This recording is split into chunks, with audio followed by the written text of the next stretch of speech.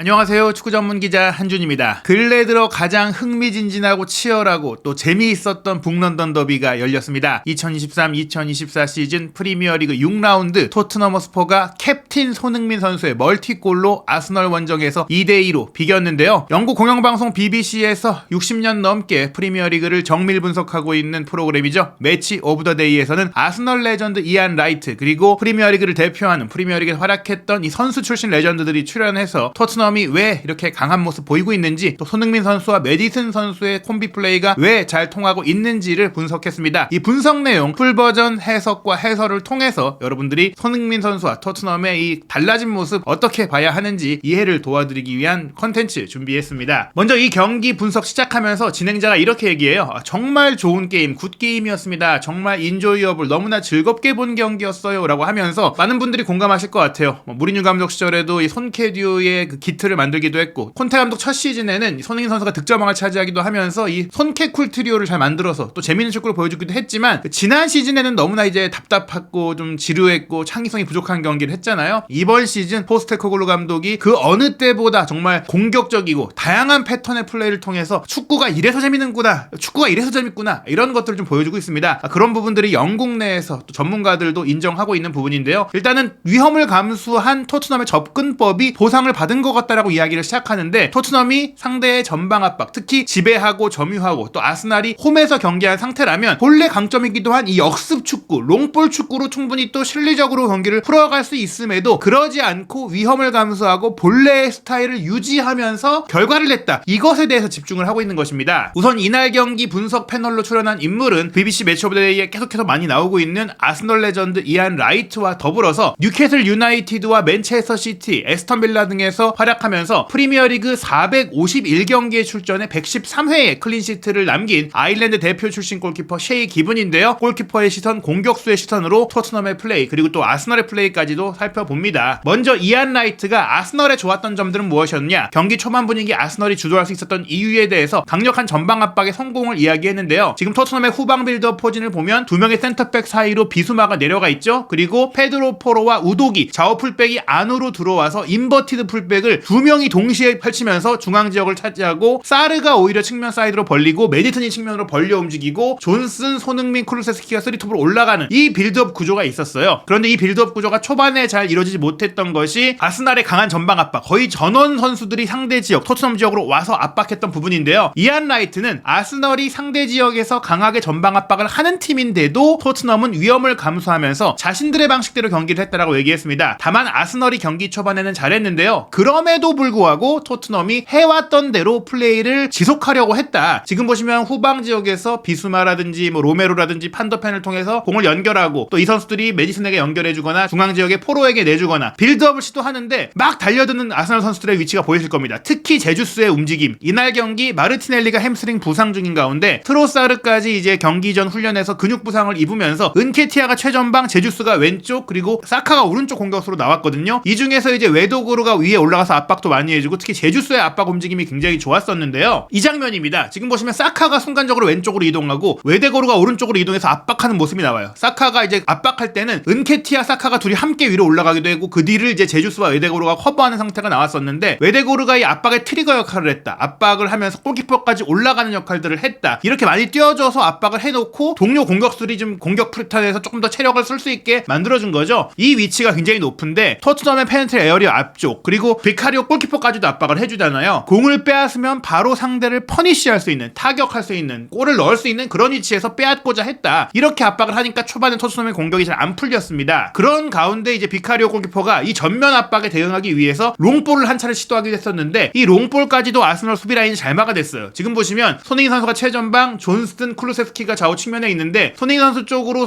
수비 한 명이 제어를 하고 있고, 그래서 쿠루세스키 선수가 배후에서 안쪽으로 돌아 들어가는 움직임을 통해서 비카리오의 롱볼을 받으려고 했는데, 이 움직임조차도 이제 가브리엘 마갈량이스가 사전에 차단하고 위치를 선점하면서 막아내는 모습이 있었습니다. 이렇게 치열하고 경쟁적인 경기에서는 결국에는 이렇게 전략을 바꿀 수도 있어야 되고, 비카리오 골키퍼가 한 차례 이런 전략을 바꾸는 모습 좋았지만 결국 토트넘이 완전한 기조를 바꾸지 않았습니다. 사실 이런 상태에서 콘테 감독이라든지 무리뉴 감독이었다면 측면으로 빼고 롱볼 때리거나 그냥 바로 롱볼 때리거나 조금은 선굵은 축구를 시도하면서 유연하게 대응할 수도 있었고, 또 그게 꼭 나쁜 것만은 아닌데 포스테코글루 감독은 이런 얘기를 했잖아요. 상대가 어떤 어떻게 나오든지 우리는 팀을 만들어가는 단계이고 우리의 방식을 고수할 것이고 그 방식으로 이겨야만 의미가 있다. 이것이 또 고집으로 볼 수도 있겠지만 어떻게 보면 완벽하게 우리의 틀이 완성된 이후에는 그런 접근법을 좀 혼용할 수도 있겠지만 이렇게 물론 이제 줄 때가 아예 없을 때는 롱볼을 때릴 수도 있겠죠. 하지만 기본적으로는 그렇지 않다면 기본 전략을 유지했다. 그런데 그런 상황이 어떻게 보면 선제골을 내줬을 때 위기로 발생하기도 했습니다. 후방 빌드업이 잘 안 풀리고 공격 패턴 과정에서의 패스 코스가 나오지 않자 메디슨이 또 많이 내려와서 받아주려고 했었어요. 메디슨이 내려와서 수적 우위를 만들려고 했던 것이죠. 메디슨이 비카리오의 패스를 받기 위해 내려올 때 제주스 선수가 그걸 포착하고 또 아마도 아르테타 감독이 메디슨이 내려와서 후방 빌드업하는 것을 이미 제어하기 위한 전술적인 미션을 줬을 겁니다. 그래서 메디슨이 내려옴과 동시에 제주스가 피하는 척하면서 뒤에서 빠르게 달려들어가서 메디슨의 뒤통수에서 메디슨이 볼 수 없는 곳에서 압박을 해서 빼앗고 슈팅 때린 게 빗나갔어요. 사실 라이트는 이 장면에서 마침내 아스널의 이 전방 압박 전략이 결실을 맺었지만 제주스가 조금 더 침착했다면 그리고 조금 더 정확하게 마무리를 했다면 2대0으로 달아날 수 있었고 그것으로 경기를 결정할 수 있었는데 큰 기회를 놓친 것이다 라고 얘기를 했습니다. 그러면서 사실은 이 매치오더데이의 진행자는 아스널의 공격에서 지적할 부분, 우려되는 부분이 바로 이런 결정력이다. 사실 이번 경기, 토트넘과의 경기뿐만 아니라 올 시즌 내내 이 기회 창출에 비한 득점 전환율이 떨어진다. 현재까지 아스널이 빅 찬스 크리에이티드, 큰 기회를 13차례나 만들어냈거든요. 그런데 그 큰 13차례 기회 중에 골로 연결한 게 5번이고 놓친 게 8번입니다. 기대 득점이 11.4골이었는데 그만한 득점을 올리지 못했다. 슈팅의 득점 전환율이 12%에 불과한 이게 문제가 아니냐라고 했는데요. 이안 라이트 역시 이게 마찬가지라고 하면서 현재 선두인 맨체스터 시티를 쫓고 또 프리미어리그 우승을 하기 위해서는 이렇게 기회를 많이 만드는 것만큼이나 잘 살릴 수 있어야 한다. 그 차이를 좁혀야만 리그 우승에 도전할 수 있다라면서 아스널이 진정한 그 타이틀 컨텐더가 되기 위해서는 결정력을 높여야 한다라고 얘기했는데요. 그런 얘기를 하니까 진행자가 홀란 같은 경우도 볼 수 있겠죠. 또 다른 그럼 9번 공격수가 필요한 것일까라고 질문을 하는데요. 그것보다는 일단 그 차이를 말씀드리는 것이다. 맨시티와 아스널의 현재 차이는 바로 기회를 살리는 능력인데 뭐 선수 영입 여부를 굳이 얘기하진 않았어요. 다만 그 장면은 누굴 영입하느냐의 문제가 아니라는 것이죠. 제주스가 충분히 살릴 수도 있는 기회였다는 것이죠. 2대0이 됐다면 전혀 다른 양상의 경기가 됐을 것이다. 그 기회를 살렸어야 했다. 토트넘 입장에서는 아스널 원정 북런던 더비에서 2골 차로 끌려간다면 이기기 어렵다라고 여겼을 것인데 그 기회를 놓친 것이 토트넘의 반격과 추격의 빌미가 됐다라는 것이죠. 위기 뒤에 기회가 온다라는 얘기가 바로 이런 것인데요. 그 다음으로 토트넘에 도왔던 장면들에 대해서 셰이 기분이 분석을 하게 되는데 일단 이 메디슨 효과, 메디슨이 뒤로 내려와서 빌드업을 하다가 제주스에게 빼앗겨서 위험한 상황을 초래하기도 했지만 그 장면을 제외하고는 대부분의 상황에서 메디슨이 내려와서 연계해주고 그를 통해서 토트넘의 공격이 잘 연결이 됐습니다. 기분이 이렇게 얘기를 해요. 포스테코글루 감독이 토트넘에 부임하고 나서 아주 흥미진진한 축구를 보여주고 있는데 여기에 휴즈 파트, 큰 역할을 담당하고 있는 선수가 바로 메디슨입니다. 토트넘의 모든 중요한 장면에 메디슨이 있다라고 얘기를 하게 되는데요. 지금 보시면 존슨, 손흥민, 쿨루세스키가 최전방에 있고 메디슨이 공미 10번 자리에 있지만 8번, 6번 자리까지 내려와서 공을 받아주면서 풀어줍니다. 지금 보시면 비수마나 사르가 공을 끌고 올라올 때 메디슨이 내려와서 받아주고 압박을 당하잖아요. 라이스가 따라와서 압박을 했지만 견뎌내면서 왼쪽으로 전환을 해주니까 라이스가 전진하면서 생긴 뒷공간을 통해서 다시 이제 3명의 공격수도 공간을 확보하고 전개할 수 있게 되는 거예요. 그 장면에서 메디슨이 이렇게 내려와서 기점 역할을 해주고 또 함께 올라가서 공격이 이제 페널티 에어리어 안쪽 파이널 서드로 진행이 될 때는 본인도 한 명의 윙어라든지 한 명의 스트라이커처럼 문전으로 들어가서 공격을 하는 겁니다. 아스널의 경기 출발은 좋았지만 이렇게 지금 장면 메디슨이 내려와서 풀어주고 그 다음에 쿨루세스키, 손흥민, 브레넌 존슨으로 이어진 장면이잖아요. 쿨루세스키가 운반하고 전진 패스, 손흥민 선수 컷백, 브레넌 존슨 슈팅, 이걸 다비드 라야가 막았던 장면인데 이 장면은 라야가 정말 믿을 수 없는 선방으로 막았던 장면이다. 토트넘이 정말 좋은 플레이, 좋은 공격을 했고 거기에는 메디슨의 움직임이 있었다라고 이야기한 것입니다. 결국에는 토트넘의 이 동점골, 손흥민 선수의 첫 번째 골 과정도 메디슨의 롱패스가 시작이었다. 지금 보시면 메디슨이 내려와서 공을 받을 때 또 한 번 아스날이 압박하지 않는다고 기분이 지적을 하는데요. 센터백 로메로가 메디슨에게 공을 줄 때 앞서 말씀드린 대로 메디슨이 내려왔을 때 제주스가 압박하거나 라이스가 압박하는 상황들이 있었지만 압박을 내내 할 수는 없는 것이고 빠뜨리는 경우도 있었어요. 로메로의 패스를 받자마자 메디슨이 편안하게 있으니까 오른쪽 뒷공간으로 들어가는 클루세스키를 보고 정확하게 아주 자유롭게 패스를 찔러줍니다. 그러면서 토트넘이 아스널의 중원 압박, 전방 압박을 쉽게 무력화시키는 롱볼을 통해서 경기를 풀어가는 거예요. 한 번에 이제 수비 뒷공간을 무너뜨리게 됐고요. 여기서 이제 쿨루세스키 선수가 문전으로 들어가려고 할 때 막혔어요. 하지만 이렇게 상대 아스널도 빠르게 수비에 전환해서 페널티 에어리어를 메웠지만 토트넘 선수들이 전혀 당황하지 않고 지공을 가져간다. 이게 중요한 거예요. 사실 토트넘이 속공, 역습 이런 축구를 시도할 때는 상대가 내려섰을 때 어떻게 풀어가야 할지를 전혀 또 감을 잡지 못하고 당황했는데 이미 이런 후방 빌드업과 지공 패턴을 지속적으로 노력하고 연습하고 시도하다 보니까 일단은 뭐 속공을 펼치다가도 한 번 무산이 되면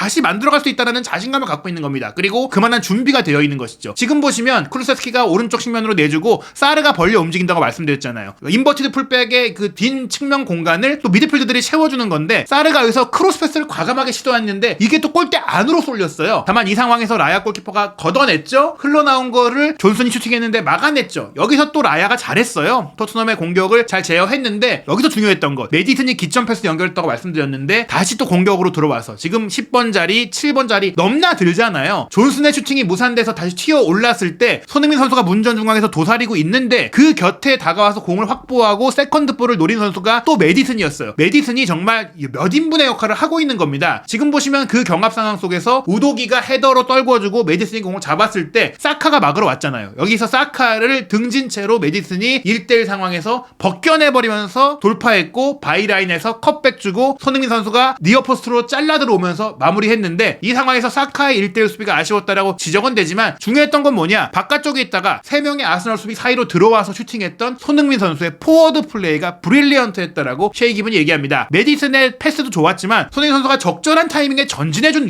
이 움직임, 이게 아니었다면 골이 나올 수가 없었던 것이죠. 손흥민 선수의 그레이트 골, 훌륭한 골, 위대한 골이었다고 하면서 한 번에 탁 돌려놓는 슈팅, 3명 사이에서도 정확하게 골문 구석을 노린 슈팅으로 토트넘이 동점을 만든 상황 분석을 했고요. 그리고 토트넘이 또 한 번, 두 번째 동점골을 넣을 때 사실 메디슨 선수가 조르지뉴의 공을 빼앗았지만 메디슨은 혼자만 압박한다고 이 전방 압박이 가능한 게 아닙니다. 전방 압박은 단체로 협동적으로 그물로 해야 되는 것인데 그 최전선에 손흥민 선수가 있던 거예요. 지금 보시면 이안 라이트가 이 장면 조르지뉴가 아쉬웠다라고 얘기를 하게 되는데 조금 빠른 선택을 했다라면 오른쪽 왼쪽으로 줄 곳이 두 코스나 있었어요. 조르지뉴에게는 옵션이 있었는데 잠깐 정신을 놨던 것 같다라고 하는데요. 그 잠깐 차일라에 손흥민 선수가 달려들어가고 메디슨이 달려들어간 겁니다. 두 명이 함께 달려들어가니까 조르지뉴가 당황하면서 공을 소유하려고 하다가 메디슨에게 뺏긴 것인데 중요한 건 손흥민 선수가 압박해줌과 동시에 또 침투할 수 있는 움직임으로 이동해준 이 오프 더블 움직임입니다. 메디슨도 이 공을 빼앗아내고 욕심부리지 않고 손흥민 선수가 수비 두 명 사이로 빠져들어가는 것을 보고 정확한 패스를 줬고 여기서 손흥민 선수도 골키퍼를 마주한 상태에서 공을 소유하지 않고 그냥 원터치로 툭 밀어서 구석으로 밀어넣게 되죠. 첫 번째 동점골은 왼발, 두 번째 동점골은 오른발로 원터치로 마무리를 했는데 이안 라이트가 조르지뉴 저런 실수하면 안 됩니다. 특히 메디슨과 손흥민을 상대한다면 저런 실수하면 안 됩니다. 메디슨 손흥민의 창의성과 결정력을 칭찬한 것인데요. 이 경기 하이라이트를 보여줬던 BBC 중계의 코멘테이터는 손흥민 선수에 대해서 전 세계에서 이런 기회가 왔을 때 가장 놓치지 않을 선수, most unlikely라는 표현을 썼어요. 그 선수가 바로 손흥민 선수입니다. 이런 1대1 기회를 세계에서 가장 잘 마무리하는 선수가 손흥민 선수라고 평가한 것이죠. 메디슨 선수는 그 외에도 경기 내내 좋은 장면들을 많이 만들었는데 손흥민 선수가 이번 경기에 해트트릭도 가능했고 토트넘이 3대2로 이길 수 있는 경기였거든요. 지금 장면도 마찬가지예요. 수비 라인에서 이제 패스가 전개되고 포로가 공을 이제 후방에서 넘어온 것을 가운데로 한 번으로 넘겨줄 때 메디슨 쪽에 공간이 많잖아요. 조르지뉴가 다가와서 라이스처럼 압박을 해줬어야 되는데 그러지 않았습니다. 메디슨에게 너무 많은 공간을 허용했고 메디슨이 공을 잡았을 때 그제서야 다가왔을 때 메디슨이 쉽게 공을 풀어서 전개시켜줬고 여기서 이제 쿠루세스키가 다시 전진한 포로 쪽으로 패스를 주게 되는데요. 아쉬웠던 것은 이 포로 선수가 페널티 에어리어 안쪽 우측으로 들어가서 손흥민 선수의 침투 동선에 맞춰서 크로스 패스를 줬는데 이게 이제 가브리엘 마갈량이스에게 걸렸어요. 이 가브리엘 마갈량이스를 감아서 패스를 줬다라면 이전에 그 버니전처럼 손흥민 선수가 툭 건드려서 마무리할 수 있었을 텐데요. 이안 라이트도 토트넘이 사실 이 경기 더 나은 결과, 즉 승리를 가져갈 수 있었다. 여기서 포로의 패스가 더 좋았다면 손흥민 선수의 득점을 막기는 어려웠을 겁니다. 이 기회 손흥민 선수가 놓치지 않았을 텐데 패스가 너무 아쉬웠다라고 지적한 것이죠. 메디슨의 중원 플레이, 쿠루세스키의 사이드 플레이, 그리고 포로의 오버래핑, 언더래핑, 그리고 손흥민 선수의 문전 움직임, 이런 것들이 토트넘의 지금 강점인데 아쉽게도 마무리 패스 참 요게 아쉬웠습니다. 요게 들어갔더라면 손흥민 선수가 해트트릭까지 하고 유럽 무대 통산 200호 골까지 성공시키면서 올 시즌 6호 골,